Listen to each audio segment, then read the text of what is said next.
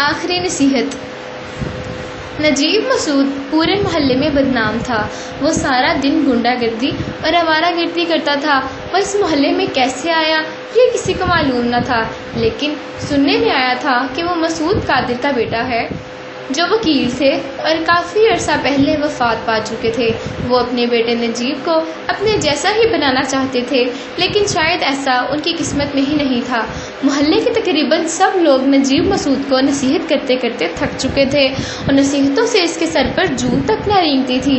یہی وجہ تھی کہ وحید چاچا کے علاوہ سب لوگوں نے اسے نصیحت کرنا چھوڑ دیا تھا۔ وحید چاچا اکثر نجیب کو سمجھاتے تھے، مگر وہ انہیں بری طرح جھڑک دیتا تھا۔ ایک دن عصر کی نماز پڑھ کر کافی افراد مسجد سے باہر نکل رہے تھے اور آپس میں گفتگو کر رہے تھے۔ آج گفتگو کا موضوع نجیب ہی تھا۔ سب اپنی حیرت کا اظہار کر رہے تھے کہ نجیب بھی آج نماز پڑھنے آیا تھا۔ حیرت کی بات ہے کہ نجیب نماز پڑھنے آیا ہے۔ ایک صاحب نے حیرت بھرے لہجے میں کہا کہ شاید اسے عقل آ گئی ہے۔ پھر ایک صاحب بولے، پھر بھی یہ کایا پلٹی تو کیسے پلٹی؟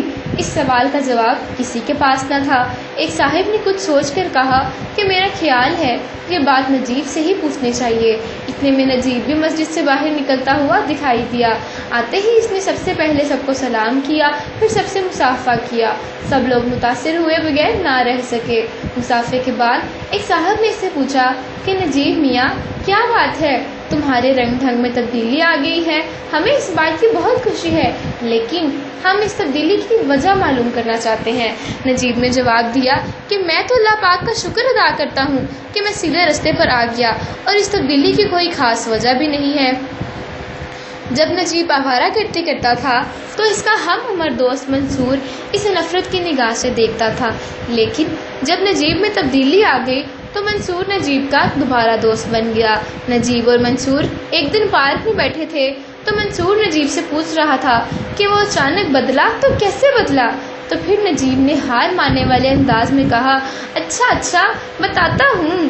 یہ تو تم جانتے ہی ہو کہ وحید چاچا مجھے نصیحت کرنے سے باز نہیں آتے تھے۔ جبرو بدماش سے میری لڑائی ہوتی رہتی تھی۔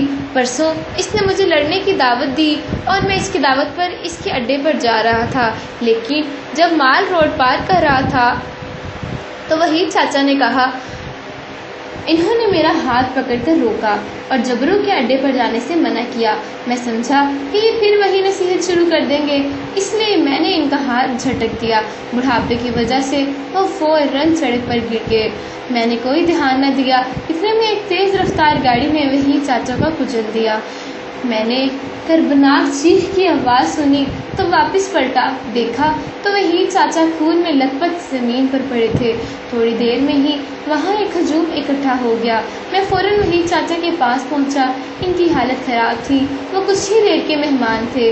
میں انہیں اسپتال لے جانے کے لیے کھڑا ہوا، لیکن انہوں نے اشارے سے منع کر دیا اور کہا کہ بیٹے میں آخری بار تمہیں نصیحت کرتا ہوں، یہ برے کام تم چھوڑ دو۔ اس کے بعد ان کی گردن ڈھلک گئی۔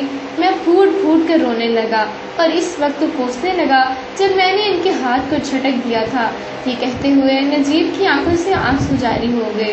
منصور کی آنکھوں میں بھی آنسو روا تھے۔ آخر وہ تم کو جبرو کے اڈے پر جانے سے کیوں روک رہے تھے؟ منصور نے گمبھیر آواز میں کہا۔ نجیب نے جواب دیا کہ میں دراصل یہ سمجھتا تھا کہ وحید چاچا محض اپنی نصیحتوں کے لیے مجھے روک رہے ہیں، لیکن اصل بات مجھے بعد میں پتہ چلی کہ جبرو بدماش نے دھوکہ دیا تھا۔ وہ محلے میں اپنا روب جمانے کے لیے مجھے راستے میں ہٹانا چاہتا تھا۔ اس نے اپنے اڈے پر ناجائز اسلحہ رکھوا دیا تھا اور خود غائب ہو کر پولیس کو فون کر دیا کہ اڈے پر اسلحہ فروخت ہو رہا ہے، اور اگر میں وہاں چلا جاتا تو پولیس مجھے ناجائز اسلحہ کے جرم میں گرفتار کر لیتی اور جبرو بدماش گواہی بھی دے دیتا۔ لیکن اللہ پاک کا لاکھ لاکھ شکر ہے کہ وحید چاچا کی آخری نصیحت کام آ گئی اور میں وہاں نہ جا سکا۔ تفصیل بتاتے ہوئے نجیب کی آنکھوں سے آنسو جاری تھے۔ آج کل نجیب ہر جمعرات کو وحید چاچا کی قبر پر جاتا ہے اور ان کے لیے مغفرت کی دعا مانگتا ہے۔ محلے کے سب لوگ اس کی بہت عزت کرتے ہیں۔